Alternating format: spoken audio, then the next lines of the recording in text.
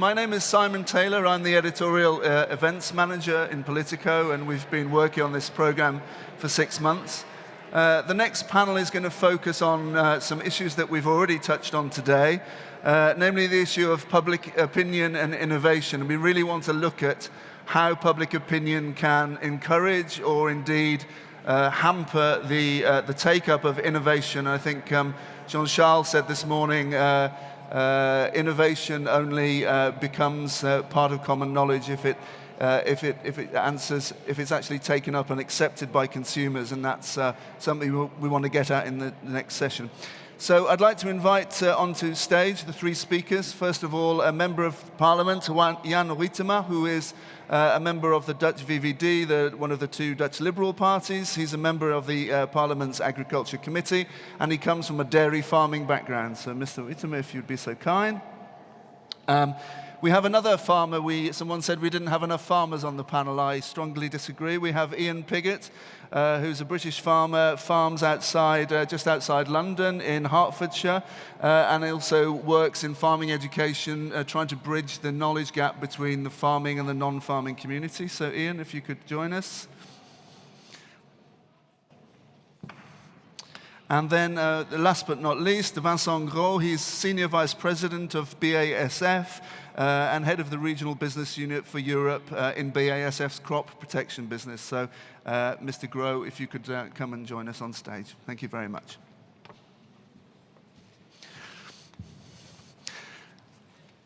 So, if I can start off, Mr. Huytema, by asking to you, do you think that there's a gap in knowledge between the non-farming community and the scientific, or what we might call the agribusiness community? Yes, I think so. You told indeed that we have a dairy farm back home, and I see it every day. It's also that because of urbanization, a lot of people tend to move away from the rural areas more to the cities, and they are less involved with agriculture. The other side is, of course, that in agriculture, the development, the technological development is very fast and is even increasing. So it's also, of course, difficult for consumers and citizens to catch up what it's doing. And that's too bad, because there's a huge potential of technology to improve, indeed, the production of food, better food, more food, but also to lower the environmental impact. And this is not always seen, and that's I think, a real pity. And is it fundamentally a question of trust? I mean, do you feel that the farming industry has lost the trust of consumers, or is it just a lack of knowledge as opposed to an outright skepticism? I think, of course, both, but the last one is very important. Like I said, if people don't know, they normally have, of course, a very negative image of it. And if some other parties or even organizations are even telling horror stories about agriculture, that would not help, of course. And that's too bad. The farmers are doing a lot of effort to produce better and more. It's, of course, in the genes of a farmer to always improving their business. And that's not always seen. And I think there's maybe the biggest challenge is indeed to close that gap between consumer and farmer. There's a lot of potential. There's a lot of arguments in favor of the agriculture community, and we should use it more and think about how to do a better PR. And me as politician, I want to help that with Twitter, social media. There's also a lot of new elements that we can use. And don't go around with the facts. Of course, it's important, but people should have feeling with it more, and maybe to show it better what it is. Okay, thanks. Ian, as we explained, you work very closely with schools and with other parts of the community. What's your experience about the level of knowledge about farming techniques, farming practices in the general population? I think it's changing. You know, we do a lot of school visits on our farm, and working with children from the age of 8 up to 18, and actually I'd say that going back, I've been doing it about 15 years, I'd say the level of knowledge now is certainly better than it was 10 years ago. Children are much more inquisitive about agriculture. I think that there is still, sadly, there is a lost generation or two that are probably my peers that actually don't understand agriculture, and actually are, they have many prescriptive stereotypes about the work that we do and what we should and shouldn't do. But I was quite intrigued by your questions about whether or not farmers have lost trust of the consumer. Well, that's not, if we have, then that's our fault. As farmers, we need to do a better job to communicate with our consumers. And issues like food fraud or the passing off of cheaper meats in hamburgers, has the industry recovered from that, or is there still a skepticism that you encounter? I don't think there's a skepticism at all. I think that there's a lack of information, a lack of knowledge, and you have to be very careful how you suggest that, because there are many jobs here in the room today where I wouldn't know the background to everyone's day job here, so I shouldn't assume that people should therefore know mine. But I think by and large, farmers are still widely trusted and regarded as honest individuals, and so as an industry, that's a great bedrock from which to build. But I think that we need to be careful that it isn't abused, and perhaps we'll talk about that later on. Okay, thanks. Vincent, so you come from a part of the industry which maybe meets the most skepticism or the most, not quite hostility, but maybe you don't have the positive public image that the farming community does. Is that your experience? Yeah, you're absolutely right. All the surveys are showing that there is an increasing mistrust of the public towards new technologies, towards innovations and science in general. And this applies to the nanotechnologies, for example, or to the shelf gas technologies. But when it comes to GMOs and plant protection products, I have to say, the mistrust and the gap of perception is quite massive. And I've been invited to this debate maybe because I'm an old crocodile with 30 years of experience in this plant protection industry. But I have to say, the more it goes, the more I'm absolutely convinced that we are a very useful activity, that we are a big contributor to producing agricultural commodities in quantity and quality with affordable prices. I do believe also that we have an activity with, in terms of technology, is to the edge. But the perception of our activity is that we are a polluting, even dangerous activity, out of control, when everybody knows here that we are very much regulated, not to say over-regulated. And I hear also that we are a kind of thing of the past. And this is something we really have to tackle. A museum. Yeah. A museum which is spending a lot of money in R&D. But I think really we have to address those topics, because those new technologies are really at the heart of the global challenges mankind is and will continue to be confronted with. So it's about, as already said, about producing more and better with less. It's about increasing life expectancy in good health. It's about continuing to have an economical growth, but in a sustainable way. Those are really crucial items. And I mean, it's interesting. I guess it will be, a part of our debate to understand how it came to this point. But to me, the good news is that we really have good chances to reduce this gap. And a question for Jan and Ian. I mean, do you think people expect farmers to be innovators and entrepreneurs? I think people have a very romantic notion of farmers working hard up to their ears in mud and getting up at 5 o'clock in the morning to milk the cows. They don't necessarily want those people to be entrepreneurs or innovators or at the cutting edge necessarily, do they? How do the two things go together? I think that's a fair point. We experience that as well, that people say, no, why do you have to change? Why don't you stay as it was 40 years ago? That was a very idyllic and very romantic picture. And then I say yes, but then we had a higher environmental impact, we produced less, and also the labor was much more. So I don't want to go back to 30 years ago, and also my animals don't want to do the same.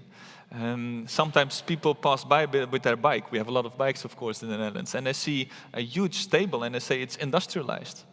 And then I invite them to go in, and then they see that the cows have more space to maneuver. They are laying on water beds. They can even brush themselves. They have the perfect amount of feed, the best climate in the stable. And if you show them, they are very enthusiastic, and they even tell me they didn't even know that agriculture is so far ahead. I think really in the European Union, we are the Silicon Valley of agriculture, and we should be proud of that. But the problem is, of course, if it's technology that people don't understand, of course, there will automatically be some of technophobia or a little bit of mistrust.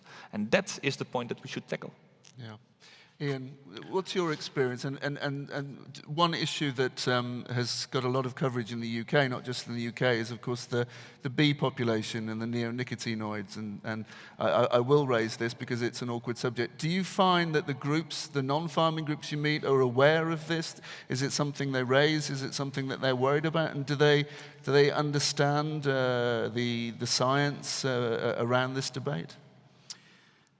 Can I be really a real politician about this and just go back to the question you asked Jan first? I will allow you. Just very quickly, shortly, because I think it's important that, yes, the general public do have this rather romantic notion of what farmers are meant to be like: pitchfork, welly boots, dungarees, hat.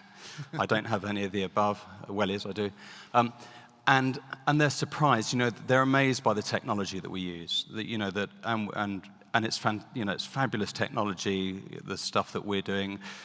With precision farming and zero tillage, and they are simply amazed how we're operating using innovation from all around the world and sharing that through social media with innovative groups. The kids actually aren't that bowled over by the innovation and the technology because it's kind of a part of their life. They kind of expect us to adopt that. But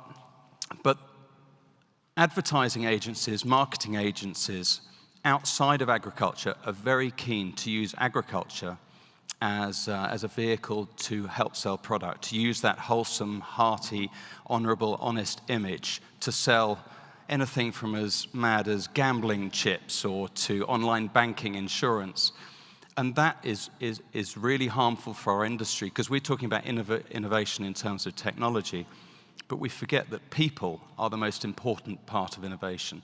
And if we can't attract the best and the brightest into our industry, and those sort of images from a bygone year are really damaging, because kids don't want to join an industry that's stuck in the 1920s. Bees. Very quickly. Children, to give you an example of what we do at the farm school, we'll talk about crop protection products and how we use them and the thresholds that we might, how we assess infestations of insects or disease or whatever, and that we only spray when we absolutely have to. But we also, as a part of our program, we show them how we take that product through to what they would use in their own kitchen at home or in a restaurant. But we have a beekeeper there, so we have an observation hive. So the beekeeper talks about the role of ag-chem in making sure that we're not in any way harming the pollinator populations. And he's talking about the role of bees and what they do for us as farmers. And so the whole thing, bees are as important to us, more important to us than anybody. So why on earth would I, as a farmer, not want to support their populations as best I can? Okay, Vincent, what's your assessment of the level of knowledge in the general public surrounding the neonicotinoid issue? It must be something you've dealt with. Well, maybe not BASF so much, but it's a big issue for your industry in recent time. Yeah, definitely, it's a big issue. I think the gap of perception is really massive, and the level of knowledge relatively poor, I would say. But whether we like it or not, it's a matter of fact. What is for me interesting is what can we do to fill this gap. I think first of all, the agri-food chain has to do its homework, and starting with the industry. I think that we have to change our attitude, first of all. This is something we have decided to do 5-6 years ago in the frame of our Hungary for Change initiative. So we have decided to be more open, to be more transparent, let's say a little bit less arrogance doesn't hurt. And we have also decided, and that's extremely important, to start new initiatives to feed our communication towards the general public, and initiatives that go beyond the existing regulation, which is, as you know, extremely demanding already and very constraining. So we don't have time, of course, this afternoon to mention the holistic list of the initiatives. Let me mention a couple of them. So things that are running already. Collection of empty containers. This is something which is extremely effective, doing extremely well in a lot of countries. In a country like France, we are collecting 60% of the empty bottles. We are training the farmers intensively across Europe. We are promoting vegetative buffer strips to reduce the residues in the water bodies. And just to mention a couple. And maybe 2 examples of things that are work in progress. We have decided to develop and to promote what we call a closed transfer system. It's a device to avoid any direct contact between the product and the farmer during the filling of the sprayer. Mm-hmm. And we have decided to develop and to promote one single standard technology. Another example of what we are doing, because we are extremely active, and it's a little bit frustrating to see that the progress we are making is a kind of untold story. But with the key players of the industry, we have decided to develop a track and trace system to have the full traceability across the value chain, from our production plants to the farmers. Okay. I want to bring the discussion maybe back a little bit to the question of innovation, and it was something that Matt raised this morning, is when you have a farming industry that's dependent on subsidy, how do you square that with innovation? Because if you have public support, you would assume that that's a block on innovation, or reduces the incentive for disruptive technologies. Jan, what's your view? I think it's very important that we should not look to the measures that we want to take, so that you have to fill in a checklist in order to get the subsidies, but to really measure what you're achieving as a goal on sustainability. And I think on innovation, it's very important as well to think about innovative control systems or innovative indicators, how you perform as a farmer, at farm level. And then you can also steer better, and you can see how you can interact and do better. And also to explain better to the consumers what you're doing. I think that is very important also to motivate the farmers to think by themselves how to increase sustainability. And not that we as politicians or policymakers are saying to the farmers, you have to do this and this and this. It's a one size fits actually nobody, because it's for the whole European Union. Don't take into account the specific situation at the farm level itself, but use the knowledge of the farmer in that. I think that is very important. And sometimes, indeed, it was also in the previous panel, subsidies can artificially stimulate in the wrong direction. Yeah. That we should tackle. That's very difficult. That's very important. Okay. Ian, any thoughts before I open the floor to questions? I suppose with regards to innovation, you need to understand the psyche of a farmer, and that's quite a complex thing. Farmers, by their nature, they're quite resistant to change, and so I don't believe that innovation should be driven from top down. I think it's got to be driven by farmers, and you will always get early adopters that take on, and then what happens, the early adopters will take on innovation, and the other 99% will wait for them to fail. And probably most of them will hope they'll fail, and then eventually they'll realize that if it's a good thing. But I'll give you an example where innovation has worked very well with precision ag.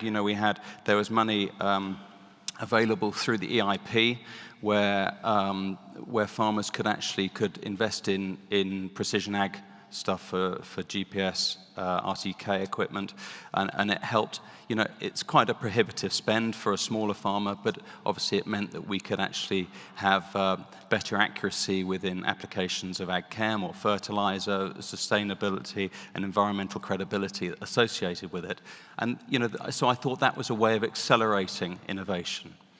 But I think we've also got to learn from our farming partners around the world, and that is happening. You know, through Twitter, WhatsApp, you know, with zero tillage, we will be sharing with farmers all around the globe on a daily basis, and that's really exciting when you get a farmer in Australia telling you that your tractor's using too much fuel per hectare while you're driving it. And, you know, and so change is happening very, very fast on the ground. But I think it has to be led from the bottom up. Okay. Jan, you wanted to come Yes, in? no, very short. I think indeed we should not look so much on subsidies and to support with money, but also look to regulation and give farmers and businesses room for entrepreneurship and innovation. That's so important. And you see, I'm from the Netherlands, we have a lot of initiatives that are blocked by European legislation. Such as? Well, for example, it was talked here in artificial fertilizer. We have techniques that we can reuse animal manure to make a replacement of artificial fertilizer, that we can close the mineral cycle much better. It's blocked here because of the nitrates directive and the fertilizer regulation. Okay, and any prospect of that being eased or revised in a... There is momentum now. The European Commission came forward with the circular economy package. Yeah. And there, indeed, they mentioned that they want to revise the fertilizer regulation. And I think it is indeed important that we should use much better and more efficient the animal manure that are produced by cattle farmers that can be used, for example, by crop farmers, instead of making artificial fertilizer or importing phosphates from Morocco. Okay. And you're lobbying Mr. Timmermans to get behind this change, are you? Absolutely. Okay. Good. Let's open the floor to questions, please. We have some roving mics. Could you put your hands up if you would like to ask a question? Otherwise, I'll bore you all with the sound of my voice, because I have lots of things to ask these people. Anyone want to ask a question at this point? Gentleman here, thank you. If you could introduce yourself and your organization, and if the question is to one of the panelists in particular. Thanks.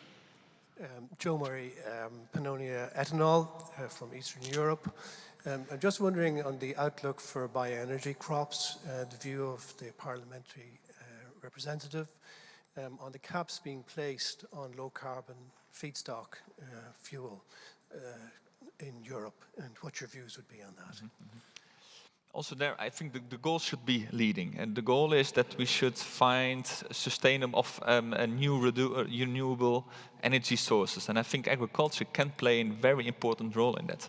Now the question is how to stimulate that we can indeed produce food, but maybe the byproducts we can reuse again in bioenergy or in other specific forms, maybe to use it in the plastic industry, whatever.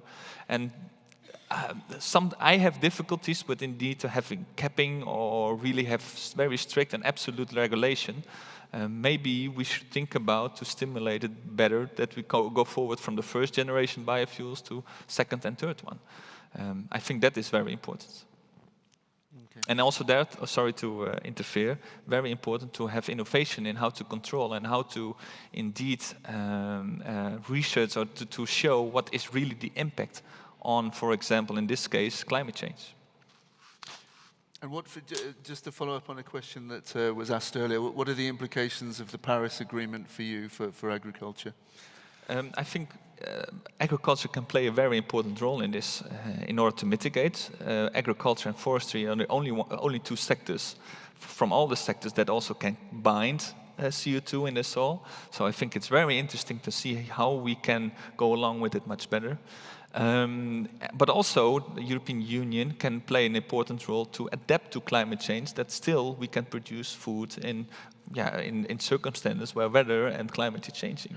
And also, I think it can be a win effect that agriculture indeed can be seen not as a problem, but as a solution, and that it can add to the image, a positive image of agriculture.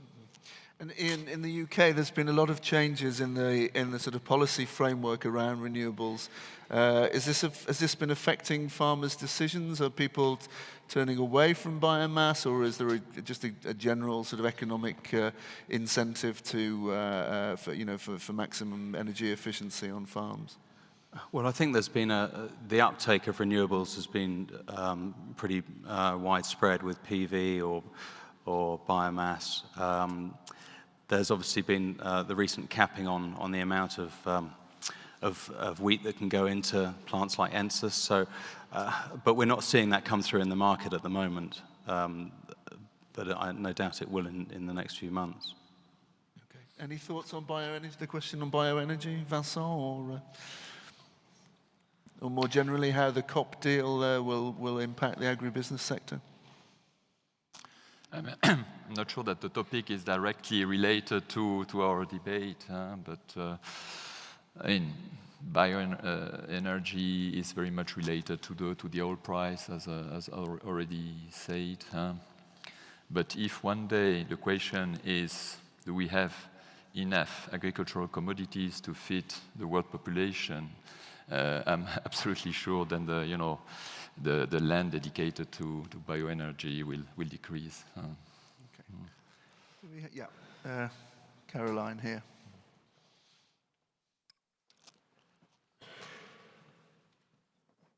Caroline Drummond from Leaf, Linking Environment and Farming. This question's for Jan and Ian. If I look back 25 years and look at the rate of change of innovation, the introduction of mobile phones, computers, GPS, etc., that's moved farming forward dramatically, as other industries as well. What do you think the number one challenge is for a dairy business and an arable business that you would like to see a new innovative solution over the next 25 years? Yeah. Well, to go along again, to lower the ecological footprint per kilogram of food that you produce, and to produce food with a better quality, and to produce more. And I think we can do that. There's a lot of potential in this. I think this is just the tip of the iceberg that we were exploring. I think new technologies, for example, the use of big data, Internet of Things, that new devices can communicate to each other, will have a tremendous effect to indeed on precision farming to do even better.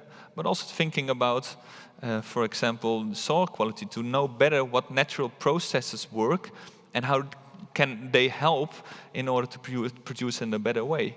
And then the final one, the third one, is a very interesting one, to do it integrated, so that you use the technology and the natural processes together, and then you have a killing combination, so to say. Ian? I mean, it's a really challenging question, because I think that it's the topic, the title of this session, that we've got to really find a way to deliver greater acceptability amongst the general public, because at the moment, we've got farmers operating on very low margins. We're finding regulation making it even harder to operate on the status quo, and that. There are many times that in discussions, farmers in the UK will say, well, we feel like we're trying to compete with one arm tied behind our back with regards to some of the regulation. And so, we've got to be seen by the general public to be doing what's best for them as consumers, what's best for the environment, but also, what's best for the countryside at large, and that includes the farming communities. Whatever. What innovation does that mean? I don't know, but we've got to have all the tools available to us. I'll give you an example. I've already spoken about zero till, but on the one hand, we're getting told in the UK at the moment it's all about cover cropping. We've got to cover crop for the sake of the environment, and so of the 15 different species of covers that we're using, only 2 of them are allowed under our EFAs, ecological focus areas, so I can't use the best tools in the toolbox. On the other hand, there's debate going on about whether or not glyphosate should be banned. Well, how am I meant to innovate if I'm trying to be a really pioneering zero-till farmer without those things at my disposal? Then it's got to be joined up. Okay. Vincent? Well, just let's see if Vincent wants to come in. Just to add a couple of words, I think that big data management is one of the most exciting challenge of the agriculture industry and the agricultural world over the next 10 years. And how to connect the informations we have on the soil, on the weather conditions, plant inputs, fertilizers, plant protection products. This is, topic extremely exciting. And what I can tell you is that the big players of the agro world, I mean the machinery companies, the fertilizers companies, seed companies, plant protection companies, are investing big money in this area. So I'm quite optimistic that we will come relatively soon with very interesting tool to support the farmers in their decision making, because this is what we are speaking about at the end of the day. Okay. Jean-Charles Bocquet, ECPA. We heard that from Jan in UK, from Jan in Netherlands, that inviting people on farm is always very useful, and the people realize that, oh, this is farming. What about thinking about one open day farm in Europe in 2016, in June, for example, where all the countries, the same days, with the good farmers, we make a big announcement about visit the farms of Europe. And I think this is something where we can be together, delivering hopefully consistent messages. And I am personally convinced that this will contribute to this closing the gap we are talking about. Because today everyone has his own nice network, but we can mutualize that and get much more from that. Okay. I don't know what the panel think about that. Does anyone disagree with anyone disagree violently? Ian? All I would say, Jean-Charles, is that Open Farm Sunday is an initiative that we run in the UK that Caroline's organisation LEAF orchestrates, and I was involved in at the beginning. And it's an enormously successful initiative. In the UK this year, we had 230,000 visitors. And probably had about 8,000 farmers and farmer helpers, probably only 400 farms. Fundamentally, as an industry, what you need to understand if you're going to throw your gates open to the public is that people want to meet a farmer. That's the connection with the consumer. It's about the farmer.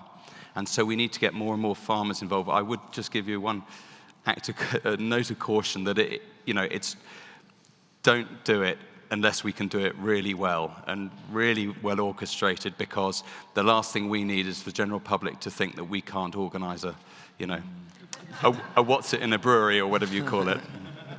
Okay, good. Thanks very much. Okay, we're coming near the end of the time of the session. Maybe I just ask each of you to give me sort of one idea which you think would really lead to a leap forward in public understanding of the issues surrounding farming and agribusiness. Yeah? One idea. Use social media. I think it's very interesting. And use infographics. Make it visible. And don't talk about facts and figures. Of course, we in the community understand those. And we think, but we're doing good. Look at our ecological footprint, but we should make it more visual to people. Okay. Vincent. One wish and one idea.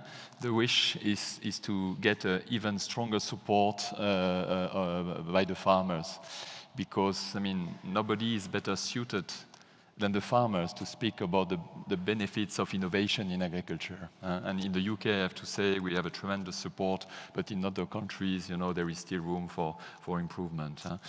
And one of the big obstacles we have to reduce this gap between the general public and the agricultural world is to teach the public to deal with uncertainties and with risks. Mm-hmm. This is for me one of the biggest problems we have. As a matter of fact, whether we like it or not, the public, the people, reject risks, especially when they have the feeling that this risk is not under their control. And when we speak about residues in food or in water, this is typically a risk which is low, but which is completely out of the control of the public. So this is something we have to overcome in a way or in the other. Okay. Ian, final word. Specifically with regards to public opinion, I would say it needs to be a proportional representation and accountability. So we can do an amazing job selling the great story that we have to tell about agriculture across Europe, all 28 countries, but if there is a disproportionate voice given to those pressure groups, knocking farming all the time, then that our job is made far too hard. There need to be accountable for stories that they perhaps put in the media that aren't necessarily always true, and there needs to be an equality amongst the stories that are delivered to the media. Because we have a great story to tell, and the general public are really keen to find out about it. Okay, so it's journalists are to blame. That's I hear that. I hear that quite often. Okay, fine. All right. Well, okay. On that note, I'd like to thank each of our panelists very much for speaking, and thanks all of you. And we can move on with the next session, and I'll invite the next speakers up. But thanks very much again. Thank you.